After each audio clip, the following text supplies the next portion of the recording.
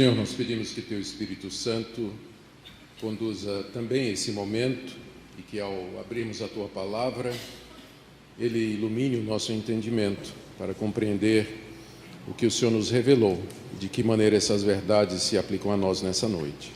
É o que pedimos em nome de Jesus. Amém. Quero saudar a todos com a paz do Senhor Jesus.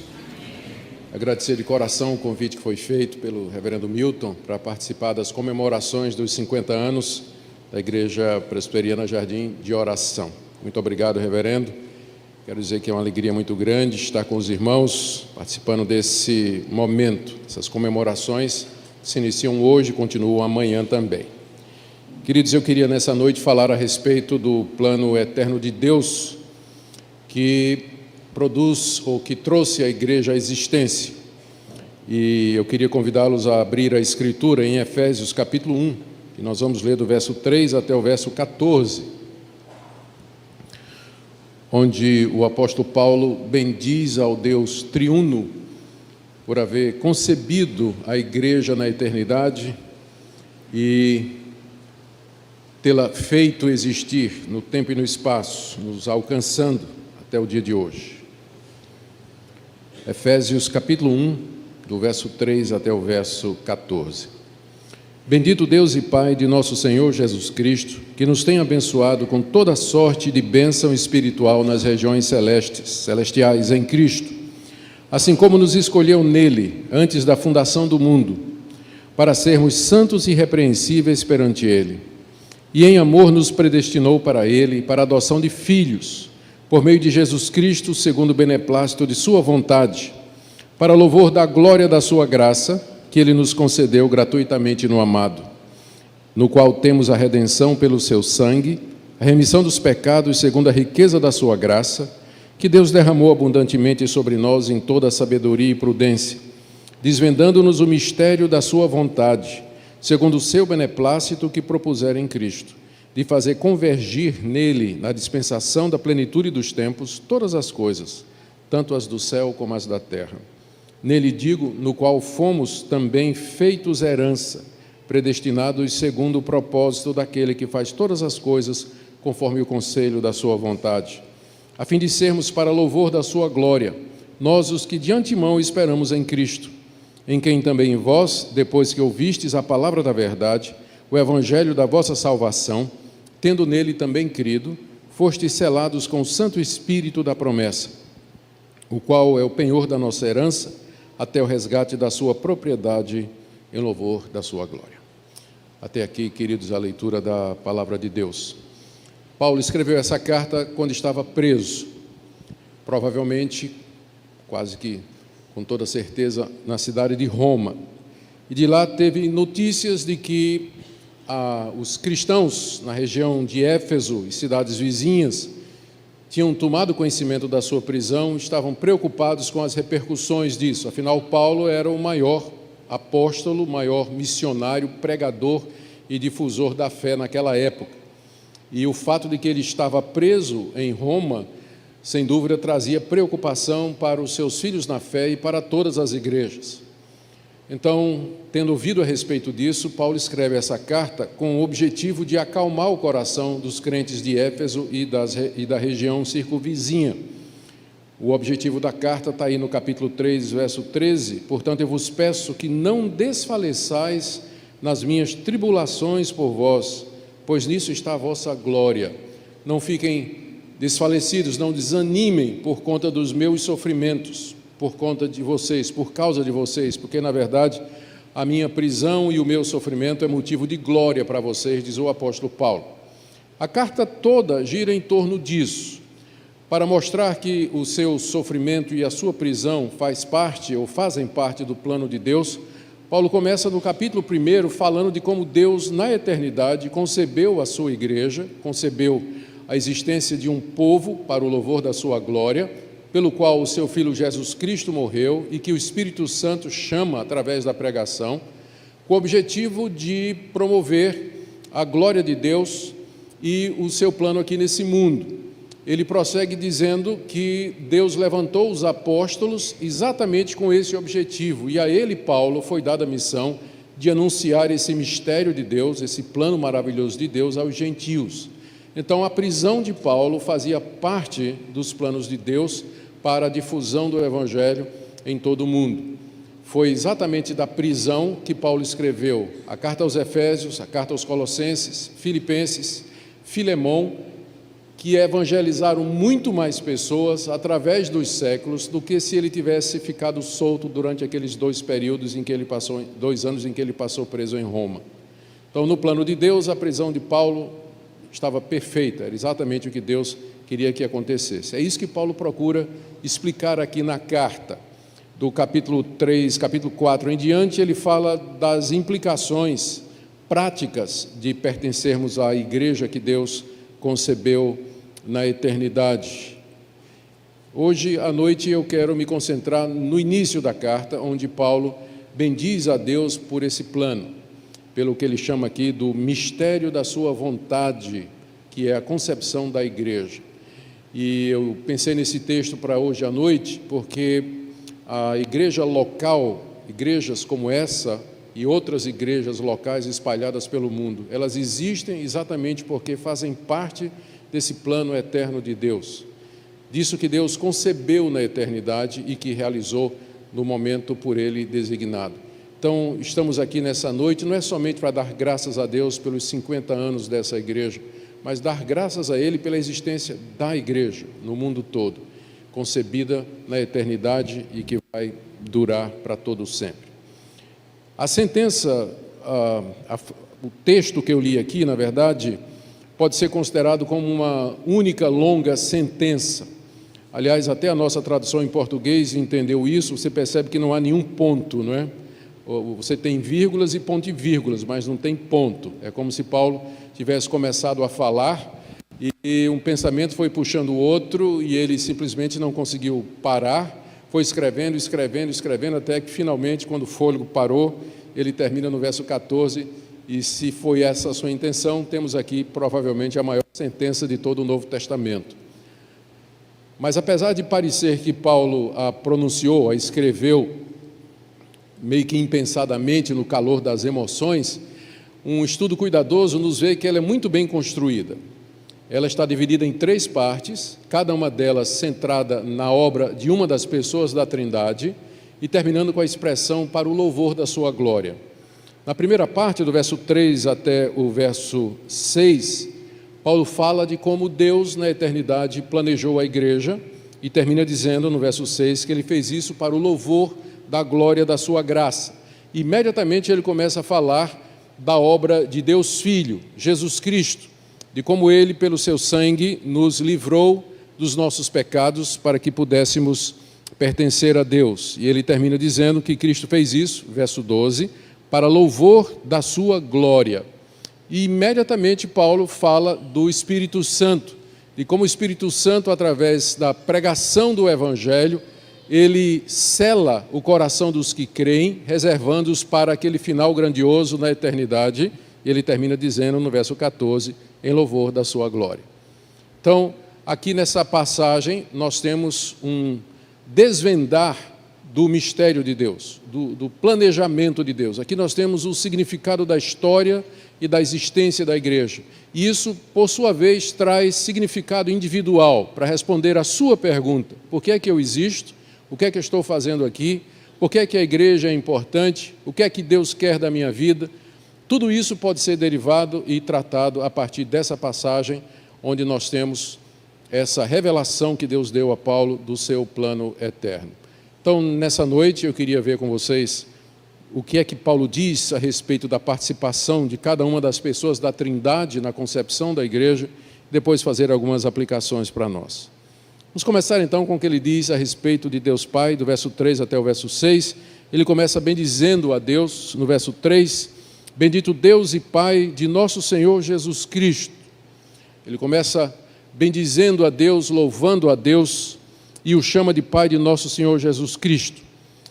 E ele bendiz a Deus, porque Deus, ele continua, nos tem abençoado com toda sorte de bênção espiritual nas regiões celestiais em Cristo. Deus nos abençoou com toda a sorte de bênção espiritual nas regiões celestiais em Cristo Jesus, diz o apóstolo Paulo. E é interessante que ele está preso, ele está preso, está privado dos seus direitos de ir e vir, passando algumas privações e dificuldades, mas ao louvar a Deus, ele começa com as bênçãos espirituais, ao contrário do que nós estamos acostumados a fazer. Quando nós começamos a orar, geralmente nós agradecemos a Deus pelo dia, pela noite bem dormida, agradecemos a Deus pelo alimento, agradecemos a Deus pela vida, pelo sustento, e poucos de nós começamos agradecendo a Deus pela eterna redenção, pelo perdão de pecados, pelas bênçãos espirituais. Todas as bênçãos são de Deus e por elas todos nós devemos dar graças. Mas é interessante que Paulo prioriza o que ele chama de bênçãos espirituais, que são aquelas relacionadas com a salvação e a redenção, com isso redirecionando o nosso pensamento. Nós somos muito focados no dia a dia, focados nas nossas necessidades, focados naquilo que nós precisamos. E, via de regra, as nossas orações e a nossa gratidão é em torno daquilo que atende às nossas necessidades materiais e primeiras aqui nesse mundo. Mas só nessa frase Paulo já nos orienta a lembrar que essas bênçãos materiais, que também vêm de Deus, elas têm a ver com o mundo presente que elas vão passar. Saúde, propriedade, carro, casa, dinheiro, comidas, tudo isso tem a ver com esse mundo que passa. Mas existem coisas que permanecerão eternamente, e nós devíamos dar graças por elas a Deus constantemente. E de todas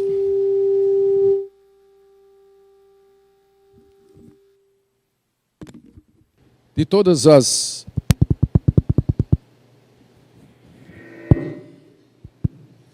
o microfone que funciona é uma bênção também.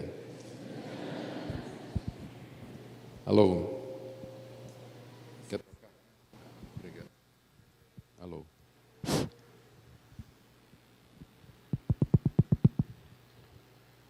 Muito bem. Então, voltando aqui, queridos, essas bênçãos, Paulo diz aqui que elas são nas regiões celestiais.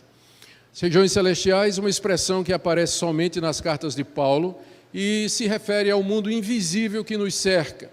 O mundo da presença de Deus, onde Cristo está sentado à direita de Deus, onde os anjos transitam, é essa realidade invisível que nos cerca e que interage conosco, perceptível apenas pela fé, a não ser quando Deus intervém na sua providência ou miraculosamente.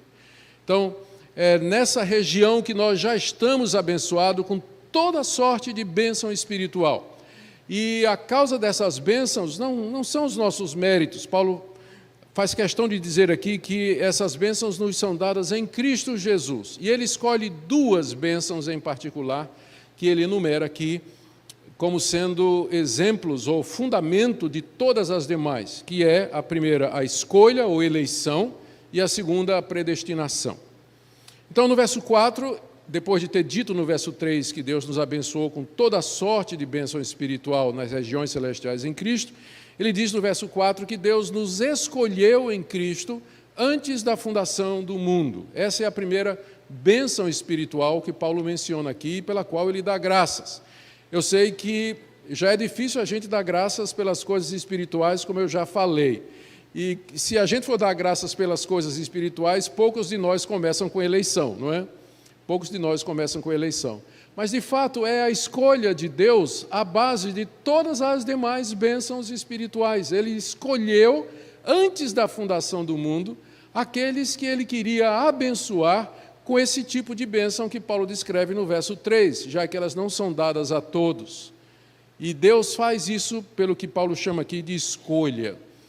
A escolha, ele diz, foi nele, em Cristo. Já com isso indicando que essa escolha que Deus fez de entre a humanidade, daqueles que ele queria abençoar com bênçãos espirituais, não foi baseada no mérito individual dessas pessoas. Não foi como se Deus olhasse e dissesse assim, esse aqui merece, esse aqui vai ser crente, esse aqui vai ser mais fiel, então eu escolho esse aqui para abençoar. Não foi com base em nada na criatura, mas foi com base nos méritos de Cristo, como ele diz aqui, nos escolheu nele.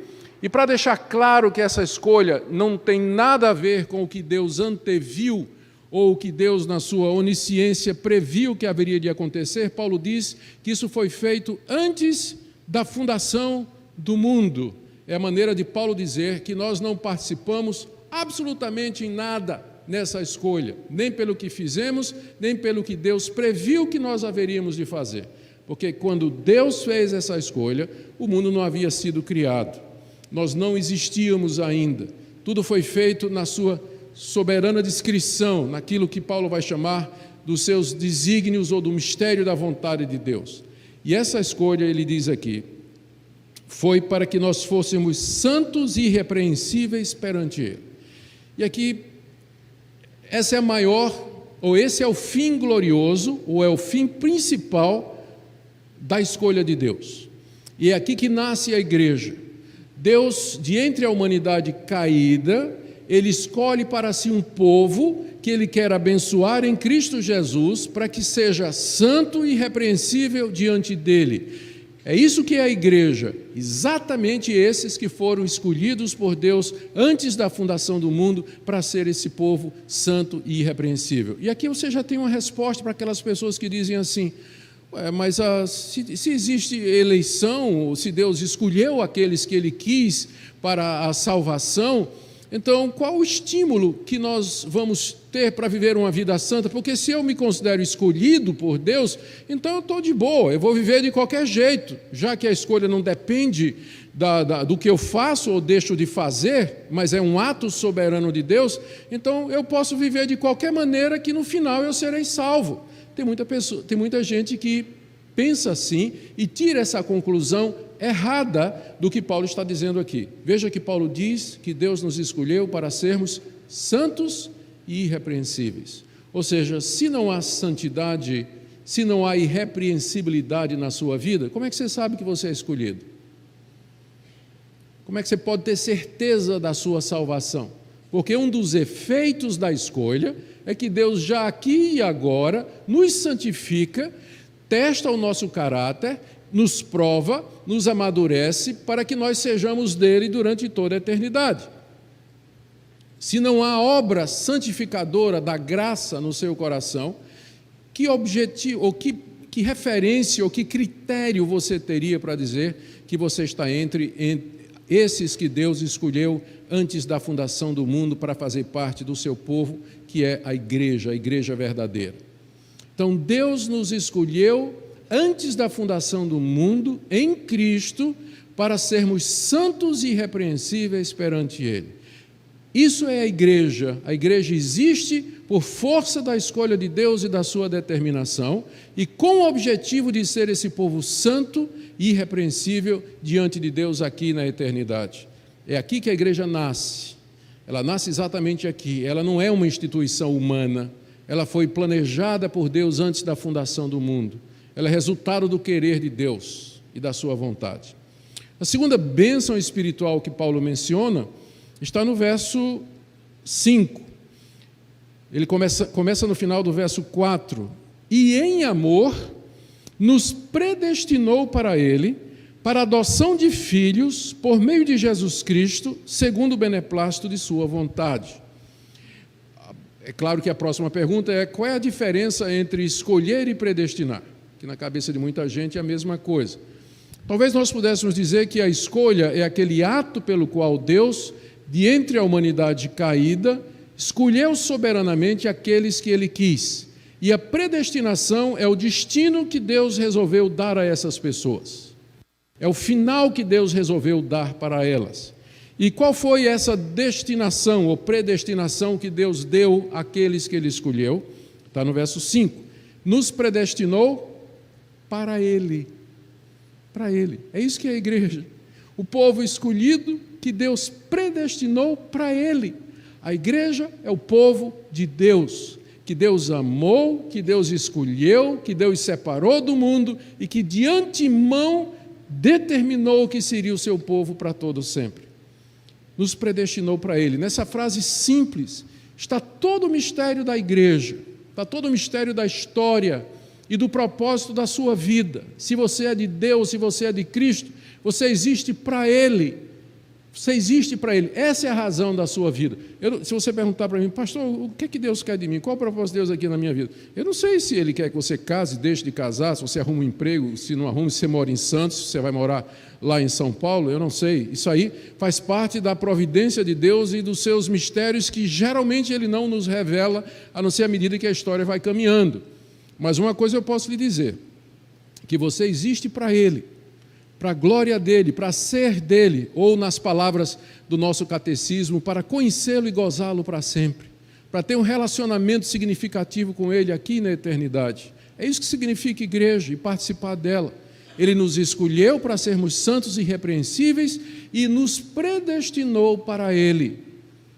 Essa é a razão da nossa existência. Note que no final do verso 4, na nossa Almeida, tradução Almeida, está dizendo que isso foi algo que Ele fez em amor. E em amor nos predestinou. É difícil para muitas pessoas verem a predestinação como um ato de amor. Elas geralmente dizem assim que é Deus fazendo acepção de pessoas, ou que se isso aconteceu de fato não é justo, porque Deus teria escolhido um e deixado outros. E alguns inclusive dizem que essa doutrina torna Deus injusto. A verdade é que Deus seria injusto se Ele estivesse tirando o direito de alguém. Se todos nós temos direito de sermos salvos e de irmos para o céu e para a glória e vivermos felizes no novo céu e na nova terra onde habita a justiça, se você e eu, todos nós, todos os habitantes do mundo tivessem esse direito e Deus tivesse dado isso somente a alguns, de fato seria injusto. Só que ninguém tem esse direito. Você não tem e eu não tenho. Ninguém. Ninguém tem o direito de receber absolutamente nada de Deus, por conta dos nossos pecados, da corrupção da raça humana e da nossa culpa. Por isso é perigoso você dizer assim: Deus, me dá o meu direito. Não diga isso não. Porque de repente o chão pode se abrir e você cair de cabeça para baixo no inferno, né? Porque é isso que nós merecemos, nada mais do que isso. Então, por isso que Paulo fala da escolha e da predestinação como sendo um ato de amor de Deus, porque Ele poderia ter deixado a raça humana toda ir para a condenação eterna e para o inferno. Ele poderia ter feito isso e ainda seria justo, porque Ele não tem o dever e a obrigação de salvar ninguém. Mas em amor, Ele nos predestinou para Ele. É um ato do amor de Deus, de entre a raça humana, Ele escolher aqueles que Ele quis para serem dele santos e irrepreensíveis em Cristo Jesus. Ele continua no verso 5 dizendo, ele explica melhor o que é que ele quer dizer para Ele. Nos predestinou para Ele, ou seja, para a adoção de filhos. Para a adoção de filhos. É isso que a igreja é. Ela é composta de homens e mulheres que Deus adota em Cristo Jesus como se fossem seus filhos. O único filho gerado de Deus é o Senhor Jesus Cristo, seu Filho unigênito. Nós somos adotados em Cristo Jesus. É isso que a igreja é. Composta de seres humanos como vocês e eu, caídos no pecado, mas adotados em Cristo Jesus para pertencermos a Ele, pertencermos a Deus aqui e em toda a eternidade. É isso que esse é o propósito da predestinação, para sermos adotados como filhos de Deus. E Paulo faz duas qualificações aqui para deixar mais uma vez claro que isso não é uma coisa baseada no seu mérito ou no meu. Primeiro ele diz que ele fez isso por meio de Jesus Cristo. É através de Cristo que Deus nos predestina e nos adota como seu filho. E segundo o beneplácito da sua vontade. Beneplácito da sua vontade significa o bom prazer da vontade de Deus. Ou seja, ele fez isso porque quis. Porque ele quis fazer o bom prazer. Ele teve prazer, agradou a Deus fazer isso. Agradou a Ele, na eternidade, conceber esse plano. Ele fez isso com base no seu prazer, no seu desejo, e não com base na sua moralidade, no seu mérito, no seu merecimento, na sua decisão, na sua fé, sua religiosidade ou qualquer outra coisa. E aí vem a pergunta inevitável: por que ele fez tudo isso então? Sabendo que em todo esse processo há um processo de sofrimento, de dor, condenação eterna, de culpa. A resposta está aí no início do verso 6: para louvor da glória de sua graça. Essa é a única resposta que a Bíblia vai dar para a indagação. Por que Deus, sabendo que nesse processo de obtenção de um povo para si, haveria a escolha de Adão e Eva, haveria a queda do homem, haveria um inferno, haveria as consequências do pecado, trazendo dor e sofrimento para o mundo? A única resposta que a Bíblia dá para essa pergunta, se Deus sabia por que é que fez, é essa daqui: que Ele fez tudo isso para o louvor da glória da sua graça. Na sua sabedoria infinita e com motivos que ultrapassam a nossa compreensão, Deus fez uma conta. E no final, o resultado era o resultado que Ele queria. O resultado é a sua glória, o resultado é a exaltação da sua graça. E por isso Ele fez, porque Ele não pode fazer nada que não seja por esse motivo. A motivação maior em Deus pelo que Ele é, sempre é a sua glória, sempre é a sua glória por Ele ser aquilo que Ele é.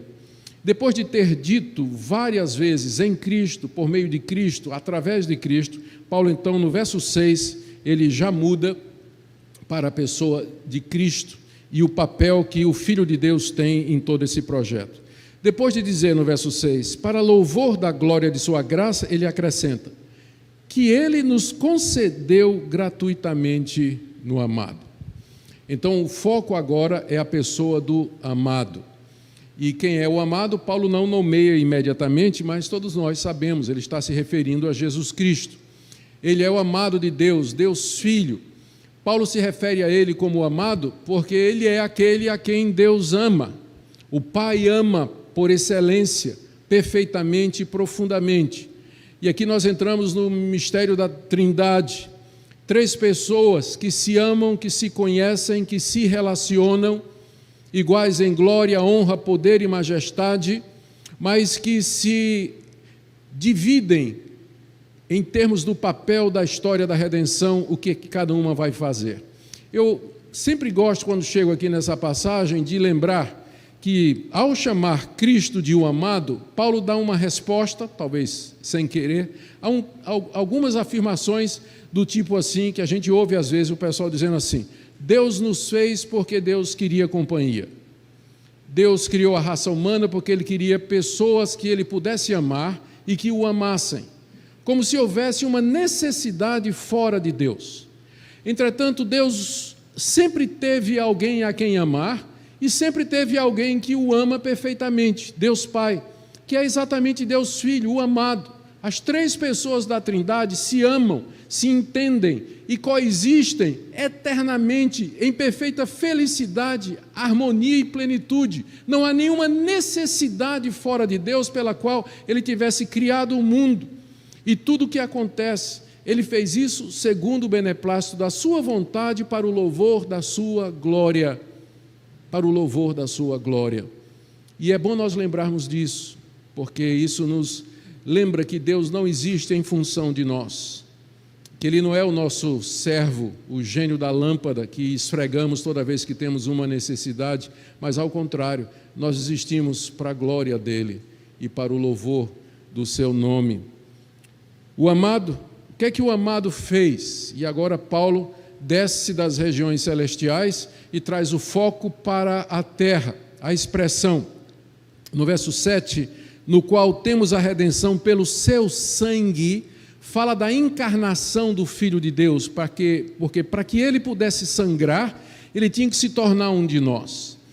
E ele teve que sangrar para resolver, naturalmente, o dilema óbvio: como é que Deus poderia adotar como filhos membros escolhidos de uma raça onde todos são pecadores? Como é que Deus pode predestinar alguém para ser santo e irrepreensível se ele está manchado pelo pecado, é culpado pelas suas iniquidades, corrompido desde o seu nascimento, inclinado a todo mal? É aqui que entra o papel de Deus Filho. Ele toma a figura humana, ele assume uma natureza humana, ele se torna um de nós, anda em nosso meio, se faz membro da raça humana, para levar sobre si, como representante dos escolhidos e dos eleitos de Deus, a sua culpa, como Paulo diz aqui no verso 7, no qual, no amado, que se fez carne, nós temos a redenção. A redenção é o ato pelo qual Deus, mediante o sacrifício de Cristo, nos redime os eleitos da sua culpa e da sua condenação, para que eles possam ser adotados por Deus. Como Paulo explica mais adiante, não é? No qual temos a redenção pelo seu sangue, isto é, a remissão dos pecados segundo a riqueza da sua graça. Os nossos pecados precisavam ser remitidos, precisavam ser pagos, precisavam ser quitados, para que nós pudéssemos ser adotados por Deus e sermos feitos santos e irrepreensíveis. De que maneira Deus fez isso? Enviando Deus Filho em natureza humana, se tornando um de nós, nasceu de uma virgem, cresceu no nosso meio, e como representante da igreja, na cruz, ele leva a culpa, a condenação e sofre a ira de Deus no lugar do seu povo, para que esse povo escolhido possa ser, tendo sido redimido dos seus pecados, tendo alcançado a redenção, esse povo possa ser finalmente o povo de Deus. E Paulo diz no final do verso 7 que Deus fez isso segundo a riqueza da sua graça. Você vê que a cada versículo Paulo fica colocando expressões para deixar claro, não foi porque você merece, não foi porque Deus viu alguma coisa boa em você, foi só pela graça, pelo favor não merecido de Deus, é só pela misericórdia dele que nós existimos como seu povo e como sua igreja. Ele continua no verso 8, graça que Deus derramou abundantemente sobre nós em toda sabedoria e prudência, desvendando-nos o mistério da sua vontade, segundo o seu beneplácito que propuseram em Cristo, de fazer convergir nele, na dispensação da plenitude dos tempos, todas as coisas, tanto as do céu como as da terra, como parte da graça que Deus concede ao seu povo, graça que começa com a redenção, a escolha, predestinação, a redenção feita por Cristo Jesus na cruz, vem também agora o desvendar desse plano secreto de Deus. Deus nos deu graciosamente aquilo que Paulo chama de o desvendar, no verso 9, do mistério da sua vontade. O mistério da vontade de Deus é esse plano que ele concebeu na eternidade, que consistia da eleição e da escolha de um povo, que na prática vai começar com Abraão, e que continua com a morte do filho de Abraão, o filho de Deus na cruz do Calvário, Jesus Cristo. Tudo isso era um mistério porque, ainda que anunciado no Antigo Testamento, era feito na forma de símbolos, na forma de figuras, e representado através das instituições, do sacrifício de animais, dos sacerdotes e assim por diante. Paulo sempre se refere a isso como sendo um mistério, mas esse mistério agora foi desvendado. Deus mostrou e revelou o seu plano com toda a clareza. O cristão, portanto, o verdadeiro cristão, é alguém que entende isso, que olha para a história a partir dessa perspectiva, que sabe que a história tem um começo, tem um meio e tem um fim, que tem um Deus que controla a história e que guia todas as circunstâncias, todos os eventos para a concretização desse plano, que começa com a elaboração de Deus Pai e a concretização na história através de Deus Filho, quando ele morre na cruz, derramando o seu sangue para remir esse povo que Deus escolheu e predestinou antes da fundação do mundo e que antecipadamente foi prefigurado através dos sacrifícios de animais na antiga aliança. Deus nos desvenda esse mistério. O mundo anda confuso, o mundo está perdido.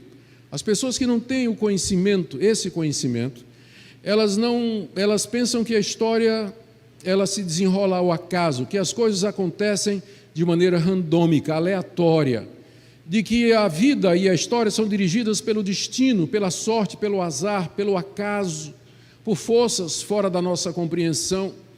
E as pessoas não veem propósito na vida, elas não veem propósito no sofrimento, elas não veem propósito na dor, elas não veem propósito nas coisas boas, não veem propósito nos acontecimentos. A ideia do significado a busca de significado que existe em cada um de nós, a pergunta que nunca quer calar, por quê? Por quê? Por quê? Não encontra resposta nas visões de mundo secularizadas, onde Deus foi excluído, onde esse plano de Deus não é mencionado, onde a ideia de que o homem é simplesmente um animal evoluído, de que o mundo é um sistema fechado de causa e efeito, que não há interferência de uma divindade externa.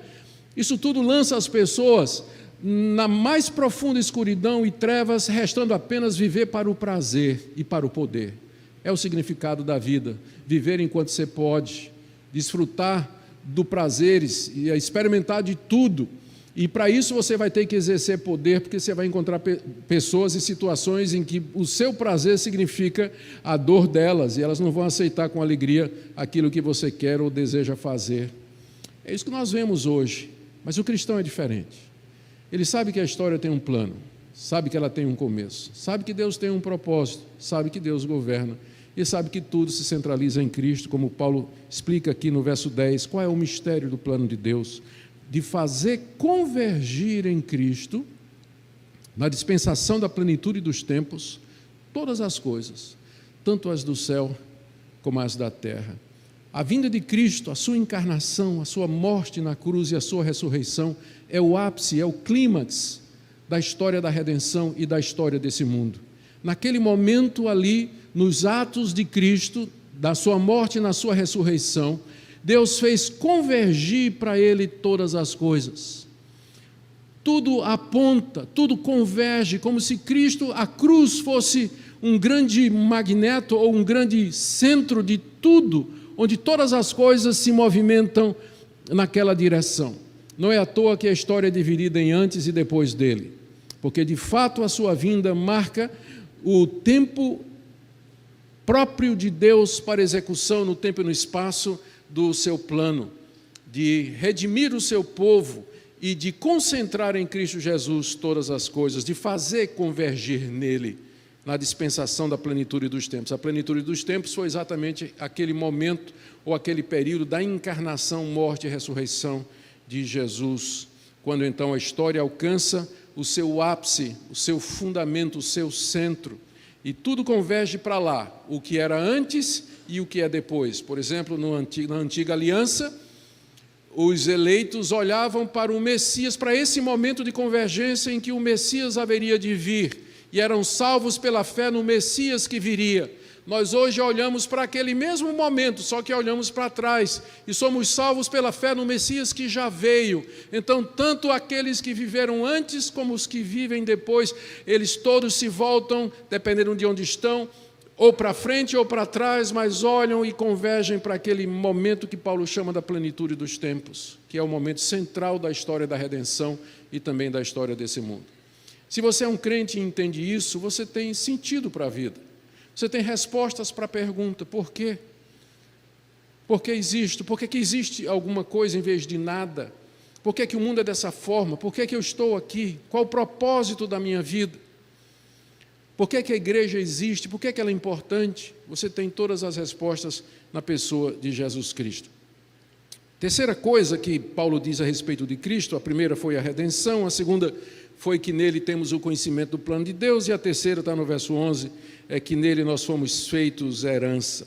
Nele, digo, no qual fomos também feitos herança, predestinados segundo o propósito daquele que faz todas as coisas conforme o conselho da sua vontade. Somos a herança de Cristo.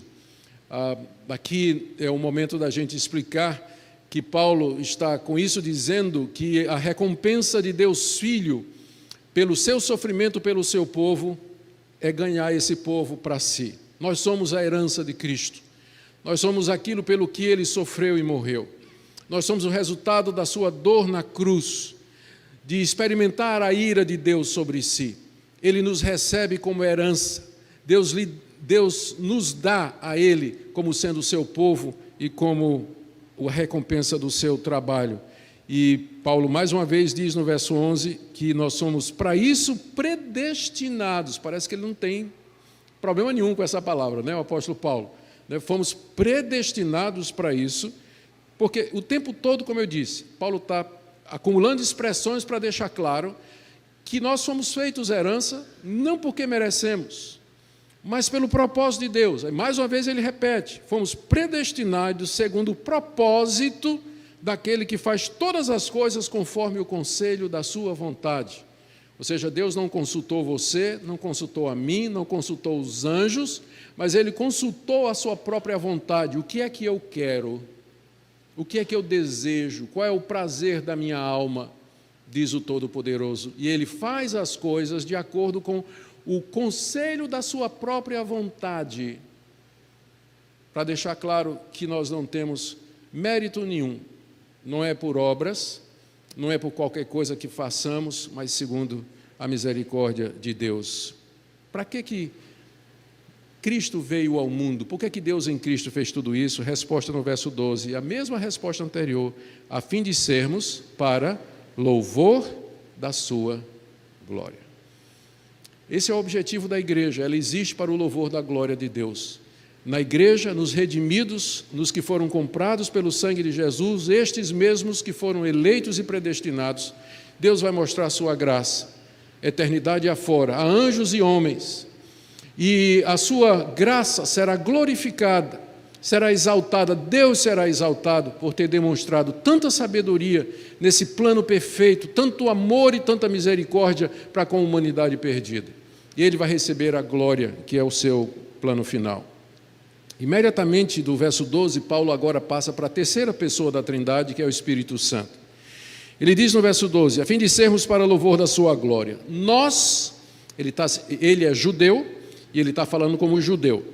Nós, judeus, que de antemão esperamos em Cristo, e é verdade, os judeus esperavam esse momento, a eles foi anunciada a chegada do Messias como descendência de Abraão, a eles foi dado culto às promessas, à aliança, a eles foram feitos todos os presságios, tipos, símbolos da figura de Cristo, havia esperança e expectativa messiânica entre os judeus, nós que de antemão, antes da chegada desse momento, esperamos em Cristo, que são os judeus, em quem também vós, ele está escrevendo para os efésios que não são judeus, são gentios, em quem também vós, ou seja, tanto judeus como gentios em Cristo, o que é que acontece com eles? Depois que vós ouvistes a palavra da verdade, o evangelho da vossa salvação, tendo nele também crido, fostes selados com o Espírito Santo da promessa. Aqui entra a terceira pessoa da Trindade. O Pai planejou, o Filho executou, o Espírito Santo aplica. Essa é a sequência, esse é o plano, é assim que funciona, é assim que a Trindade se organizou para fazer a igreja surgir. Aqui nós temos uma resposta para aquelas pessoas que dizem o seguinte: se Deus escolheu e se Deus predestinou, e Cristo morreu somente pelos eleitos, por que pregar o Evangelho? Deus já não elegeu? Deus já não predestinou? Vou pregar o Evangelho para quê? A resposta está aqui.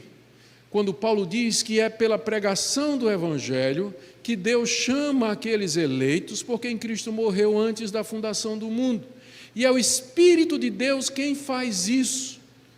Porque a pergunta é, de que maneira aquilo que Cristo fez na plenitude dos tempos, há 2000 anos atrás, lá na Palestina, de que maneira a obra de Cristo me chega hoje, vivendo em 2019 na cidade de Santos, numa outra cultura, num outro continente, numa outra época? De que forma aquilo que Cristo fez historicamente no tempo e no espaço chega a mim? A resposta é através do ministério do Espírito Santo. O Pai planejou, o Filho executou, o Espírito veio no dia de Pentecostes exatamente para, através daqueles primeiros que creram e que anunciaram e lançaram o fundamento do Evangelho, levassem essa palavra ao mundo todo, a todos os eleitos, para, através dela, trazê-los a si. E o que é que, como esse processo acontece? Paulo explica aqui no verso 13. Depois que vós ouvistes a palavra da verdade é o Evangelho, é a boa notícia de que Deus, na cruz do Calvário, Ele salva pecadores, e que Deus, em Cristo Jesus, chama pecadores a se reconciliar com Ele. O Evangelho da vossa salvação, diz o apóstolo Paulo, o Evangelho pelo qual vocês são salvos. Porque ainda que Deus na eternidade tenha escolhido e predestinado, isso não anula, isso aqui é importante, isso não anula o uso dos meios pelos quais Ele executa seus planos. Deus é soberano, Deus é infinitamente sábio, onisciente, todo-poderoso. E Ele determinou, criou a igreja. Vimos o seu plano. Só que esse plano de Deus, na história, ele se realiza através daquilo que nós chamamos de causas secundárias, de meios que Deus usou para isso. Uma pessoa, sempre vem aquela pergunta, não é? Se tivesse um período de perguntas e respostas depois da pregação, eu tenho certeza que ia surgir essa pergunta. Mas se tiver um predestinado lá no meio da selva amazônica, onde não tem igreja, não tem nada e tudo mais, a resposta é que o Deus que predestinou a pessoa, predestina também os meios. E certamente alguém vai chegar lá com o evangelho, com a palavra da verdade, o evangelho da salvação, para alcançar aquela pessoa eleita. Os meios estão dentro do plano eterno de Deus. Ele não somente elegeu pessoas, mas elegeu os meios, as circunstâncias, Ele determinou de que maneira isso aconteceria na prática. É por isso que eu prego o evangelho a todos, porque eu não sei quem são os eleitos, mas eu sei que através da palavra da verdade, Deus vai chamar pelo Espírito Santo aqueles que são seus, e vai chamar de maneira irresistível, de uma maneira clara, de maneira que aquele que foi escolhido e predestinado, e que teve seus pecados pagos na cruz por Cristo, ele virá obedecer ao Evangelho. E tudo isso é obra do Espírito Santo, como está aqui no verso 13. Paulo diz que depois que vocês creram nessa palavra, porque aqui Deus não faz isso sem que nos envolva. Nós, os eleitos, vão crer, e vão crer voluntariamente. Eles vão ouvir a palavra da verdade e vão acreditar nela, e isso de todo o coração. Misteriosamente, o Espírito de Deus faz isso, é o que nós chamamos de chamado irresistível do Espírito Santo, a graça irresistível. De tal maneira o Espírito Santo age no coração dos eleitos que, ao serem submissos ou submetidos à pregação do Evangelho, à palavra da verdade, eles muito involuntariamente, de boa disposição, livremente creem no Evangelho e recebem Jesus Cristo como seu Senhor e Salvador. E quando isso acontece, e nesse processo, Paulo diz, final do verso 13, eles são selados com o Santo Espírito da promessa. Por que ele é chamado de Espírito Santo da promessa? Porque ele foi prometido pelos profetas de Israel. Ele foi anunciado por aqueles que vieram antes de Cristo. Pensa, por exemplo, na profecia de Joel, de que o Espírito Santo haveria de vir. Nas palavras do profeta Isaías, profeta Jeremias, Ezequiel, todos eles anunciaram que Deus haveria de enviar o seu Espírito Santo para o seu povo. Ele é o Espírito da promessa, e o próprio Jesus Cristo disse, depois que eu for, eu mandarei para vocês o Consolador, não saiam de Jerusalém até que do alto o Espírito Santo venha sobre vocês. Por isso que ele é chamado Espírito Santo da promessa, que pode ser traduzido o Espírito Santo prometido, aquele que foi prometido por Deus. E esse Espírito, ele faz duas coisas. Paulo diz, primeiro, que ele nos sela, final do verso 13. O selo é uma figura muito rica, indica propriedade, segurança, inviolabilidade, tudo isso faz sentido. O Espírito Santo é nosso selo, no sentido de que Deus, com ele, garante que ele vai terminar aquilo que ele começou. Por isso que nós não cremos em perda da salvação. Imagina só se faz sentido. Aquele que Deus escolheu, que predestinou, porque em Cristo morreu e que o Espírito Santo selou, pode perder tudo isso fazendo uma bobagem. Não faz sentido nenhum para nós. A salvação é obra de Deus do começo ao fim. É obra graciosa de Deus em que Ele muda e transforma o nosso coração. Aquele que é verdadeiramente salvo e eleito, ele não vai querer se afastar de Deus. Ele vai passar por momentos difíceis, vai passar por momentos de tentação, ele pode cair em pecado, ele vai ter muita dor no coração, muito sofrimento, pode passar um período de dificuldade, mas ele nunca vai se afastar da graça de Deus. O Espírito de Deus vai trazê-lo de volta à submissão e à obediência, e ele virá arrependido como o rei Davi, como tantos outros homens de Deus na Bíblia que caíram, mas foram restaurados pela graça de Deus. O Espírito Santo é nosso selo, Ele nos segura, Ele nos sustenta no meio das nossas provações, no meio das dúvidas, dos sofrimentos que nós temos aqui nesse mundo, dos nossos questionamentos. Ele nos consola, é Ele que sopra no nosso ouvido, que Ele dá testemunho no nosso coração de que nós somos filhos de Deus. Aquela certeza interior que supera qualquer outro sentimento. E não somente Ele é um selo, verso 14, Ele também é o penhor da nossa herança. O penhor era... Todo mundo sabe o que é um penhor. Espero que ninguém aqui saiba o que é penhor, né? Porque a gente, quando está em dificuldade, algumas pessoas, quando estão em dificuldade financeira, pegam uma joia, um objeto valioso, e vão nessas lojas de penhores, pegam um empréstimo e deixam aquela joia lá como um penhor, não é? Como uma garantia de que ele vai lá resgatar aquele penhor. Deus nos deu o Espírito Santo como um penhor. A figura é mais aqui, pensando na cultura hebraica ou na cultura oriental, é muito mais no sentido de uma amostra daquilo que um lavrador produz. Pense num homem que tem uma propriedade, que tem uma grande colheita, e ele então leva as primícias daquela colheita para ser vendida no mercado. Ele leva aquela amostra e ele empenha toda o restante da sua plantação a partir daquela amostra. Ou seja, o penhor do Espírito Santo é a garantia que Deus dá de que Ele vai cumprir todas as promessas do que Ele nos deu. É uma espécie de amostra daquilo que Deus preparou na eternidade para nós. Então aqui, nesse mundo, depois que nós ouvimos o Evangelho da verdade, cremos nele e o Espírito Santo vem habitar em nós, nós começamos a experimentar um pouco daquilo que Deus tem reservado para nós. Comunhão com Deus, alegria no Espírito Santo, santidade de vida, amor. Nós começamos a viver, ainda que de maneira muito imperfeita e limitada, estas coisas que são características daquele novo mundo que Deus prometeu, do novo céu e da nova terra, onde a sua igreja vai viver para todo sempre. E isso o Espírito Santo é penhor e disso ele nos dá garantia. Para que Deus faz tudo isso? Final do verso 14. Em louvor da sua glória. Aqui nessa passagem o apóstolo Paulo explica o nascimento da igreja.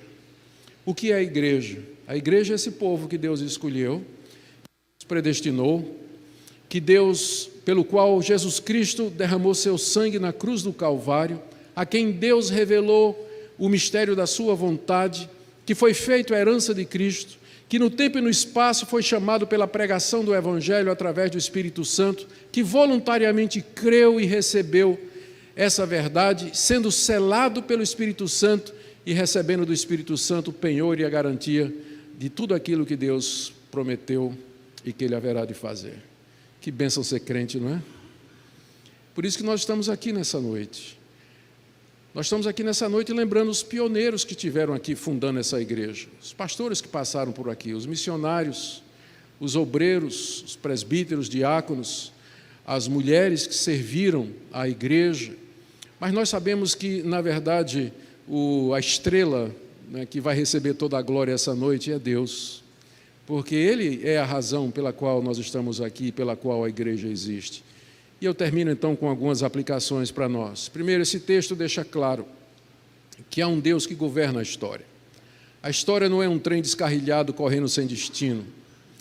A história não é uma sequência de eventos ao acaso, mas há um Deus por detrás de cada pequena coisa que acontece. Um Deus que planejou tudo desde a eternidade. E não somente planejou, mas que é poderoso para cumprir o seu propósito. Um Deus que, na sua infinita sabedoria, fez com que as coisas sejam como são, sem que com isso ele possa ser considerado injusto, culpado ou autor do mal que as suas criaturas praticam. Há um Deus que está no controle de todas as coisas. Isso vai ajudar você na hora do sofrimento, na hora da dor, da perda de um filho, de uma perda financeira, término de um relacionamento, uma doença terminal. Você vai saber que isso não é alguma coisa que lhe toca sem a permissão desse Deus, que você foi escolhido e predestinado em amor para fazer parte do plano dele, e que os sofrimentos aqui desse mundo, eles são usados por Deus para nos mostrar, primeiro, a profundidade do pecado e das consequências do pecado, e segundo, como ele é gracioso, misericordioso e bom, e terceiro, nos fazer ansiar e dizer: Senhor, vem logo. que aquilo que o Senhor planejou se cumpra plenamente logo. Essa passagem também nos mostra que a igreja é o centro da história. Os jornais nunca vão dizer isso, as agências de notícia nunca vão dizer isso, os analistas, os cientistas políticos não vão perceber isso, os titulares da ONU, os governos desse mundo, eles não percebem isso, mas por detrás da história humana, de cada decisão que está acontecendo nesse instante no mundo, que envolve política internacional, que envolve política privada dos países e decisões de pessoas importantes, tudo isso está debaixo do controle de Deus, e Ele está fazendo tudo isso para que a sua igreja, no final, seja aquilo que Ele deseja. A igreja está no centro da história, e os olhos da fé veem isso. Aqueles a quem esse mistério foi revelado, eles percebem exatamente isso. Também essa passagem nos mostra a suficiência da obra de Cristo. E longe de afastar você, ela traz um apelo a você nessa noite. Veja o que Deus fez. Veja de que maneira sábia Ele construiu esse plano de redenção.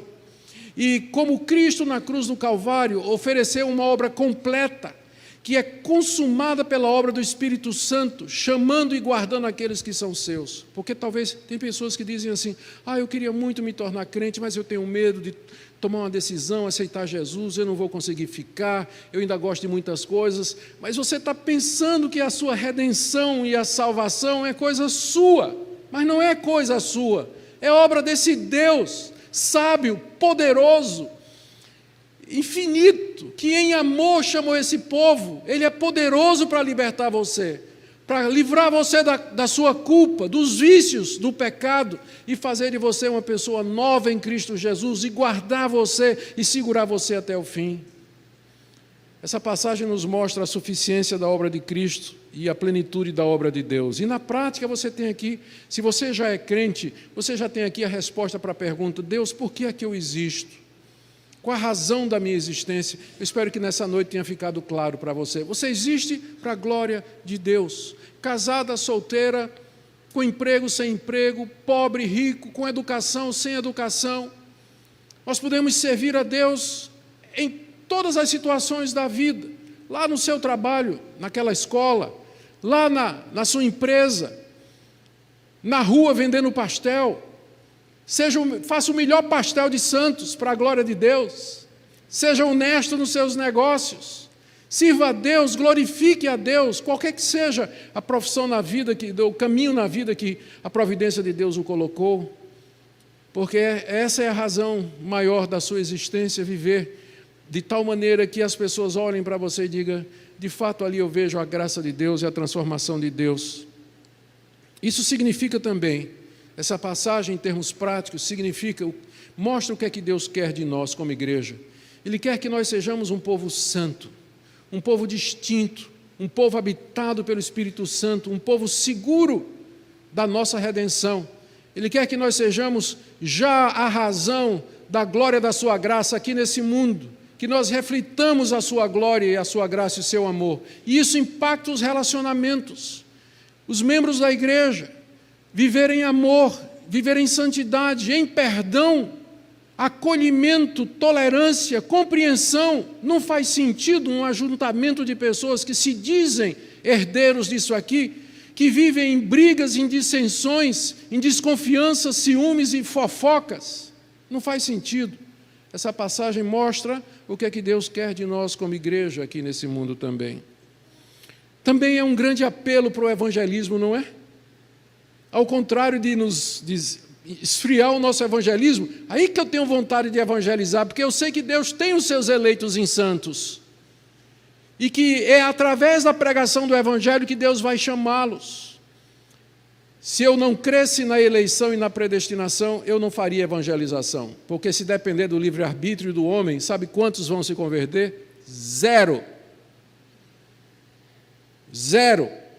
Mas porque eu creio que é Deus quem chama irresistivelmente os que são seus, é que eu tenho coragem para ir pregar o Evangelho e ensinar a Cristo a todas as nações. E por último, quão gratos nós deveríamos ser a Deus. Se você hoje é crente e tem perdão dos seus pecados, é só pela graça de Deus. é só pela misericórdia de Deus, porque Deus não tinha a menor obrigação de escolher você. Por isso, sua vida tem que ser uma vida de gratidão. Pare de reclamar da vida. Pare de reclamar. Reclamar do vizinho, da mulher, do marido, dos filhos. Nada. Tem crente que tudo está ruim para ele, nada presta. Reclama do pastor, dos presbíteros, reclama de tudo. Pare de reclamar. Na verdade, você só tem motivo para dar graças a Deus. Veja como Paulo começa isso aqui. Bendito Deus e Pai do nosso Senhor Jesus Cristo. Ele começa dando graças a Deus. Essa passagem deveria mover em nós a mais profunda gratidão e também a mais profunda humildade. Você devia ir para casa e bater no peito e dizer: Deus, por que eu? Eu não sei por que o Senhor me amou, não sei por que o Senhor me escolheu. Tem gente muito melhor no mundo que poderia estar te servindo muito mais e está caminhando para o inferno. Eu não sei por que o Senhor fez isso. Eu não conheço uma doutrina que mais humilhe o coração do homem do que essa doutrina aqui, porque ela me coloca de joelhos. Eu sempre digo: Deus, por que eu? Por que eu? Eu, quando jovem, cresci na igreja presbiteriana e tinha muitos amigos, filhos de presbíteros e pastores. Meu pai não era pastor, meu pai era advogado. Nós crescemos juntos, um bando de moleque na igreja. Aos 16 anos, a maioria de nós, boa parte de nós saiu da igreja, se desviou. Eu e um grupo assim de uns 6 ou 7, nos desviamos e começamos a ir para o mundo. Frequentar barzinho, beber e fumar, sair com mulheres, nos prostituir, nos afastamos completamente de Deus. De todos eles eu era o pior. Eu era o pior. Era o líder deles. Truculento, imoral, irado, e infundia medo nas pessoas, mas eu era o líder desse grupo. De todos eles, dos 6 amigos com quem eu andava, eu fui o único, até o dia de hoje, salvo pela graça. Um morreu de bebida, cirrose, outro foi baleado pela polícia, outros estão vivos, mas não querem saber de Deus. Até hoje eu não sei porque Deus foi pegar o pior do bando, eu não sei. Mas é alguma coisa que me faz ficar de joelhos todo dia e dizer: Deus, eu não posso ser arrogante, eu não posso tratar o meu irmão com arrogância, com orgulho, com desprezo, porque eu fui objeto da Tua graça e da Tua misericórdia. Essa doutrina nos coloca de joelhos diante de Deus e nos faz humildes diante de Deus. Um crente arrogante é uma contradição em termos. Ou você é crente ou você é arrogante, mas você não pode ser as duas coisas. Você não pode ser as duas coisas. E essa passagem nos ensina isso. E por fim, pastor, como é que eu sei que eu estou entre os eleitos? É a pergunta inevitável, não é? Pastor, como é que eu sei? A resposta é: você vê essa obra de Deus na sua vida, você crê, você odeia o pecado, você almeja conhecer a Deus, você vê a graça de Deus operando em sua vida, na santificação, no perdão aos seus inimigos. Você percebe essa disposição em fazer o bem no seu coração, em perdoar os seus ofensores. Somente a graça de Deus faz isso. E são evidências que Deus dá de que Ele está trabalhando em nós. E acima de tudo, aquela convicção no íntimo do nosso coração que o Espírito Santo nos dá, testificando que nós somos filhos de Deus. Que Deus nos ajude como igreja, que Ele nos abençoe, nos renove, que nós saiamos daqui nessa noite dispostos a viver para a glória de Deus, porque essa é a razão da nossa existência. Oremos. Ó Deus, obrigado pela Tua palavra que nos revela, desvenda o mistério da Tua vontade. Nós oramos que Tu queiras aplicá-la nessa noite a todos que aqui se encontram. Que nós saiamos daqui regozijando por tão grande salvação e dispostos a Te servir aqui nesse mundo enquanto aguardamos a vinda do nosso Senhor e Salvador Jesus Cristo em glória. Em nome de quem nós oramos agradecidos. Amém.